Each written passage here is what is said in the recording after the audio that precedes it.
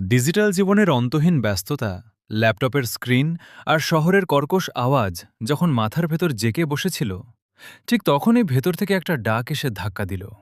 সেই ডাক যা প্রতি বছর হাজার হাজার মানুষকে টেনে নিয়ে যায় হিমালয়ের দুর্গম কোণে। হ্যাঁ, আমি বাবা কেদারের ডাকের কথাই বলছি। অবশেষে সমস্ত পরিকল্পনা বাস্তব রূপ পেল, আর আমি রওনা হলাম কেদারনাথের উদ্দেশ্যে। আজ যখন আমি এই ব্লগের লেখাটি লিখছি, তখন আমার শরীর ক্লান্তিতে ভেঙে পড়ছে সত্য, কিন্তু মনের ভেতর যে প্রশান্তি আর তৃপ্তি খেলা করছে তা ভাষায় প্রকাশ করার মতো নয়। পায়ে হেঁটে, মেঘ কেটে, পাহাড় ডিঙিয়ে অবশেষে আমি পৌঁছে গেলাম সেই পুণ্যভূমিতে, কেদারনাথ মন্দির। এই ২০ কিলোমিটারের হাঁটা পথ কেবল একটা ট্র্যাকিং ছিল না, এটা ছিল নিজের ভেতরের অহংকারকে ভেঙে চুরমার করে এক পরম শক্তির কাছে আত্মসমর্পণ করার গল্প।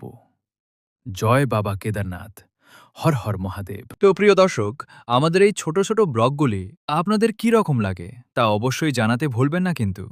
যদি আমাদের এই ব্লগগুলি আপনাদের ভালো লেগে থাকে, তবে অবশ্যই লাইক, কমেন্ট ও শেয়ার করে অন্যকে দেখার সুযোগ করে দিন। ও অবশ্যই চ্যানেলটিকে সাবস্ক্রাইব করে পাশে থাকবেন। হর হর মহাদেব, জয় বাবা কেদারনাথ।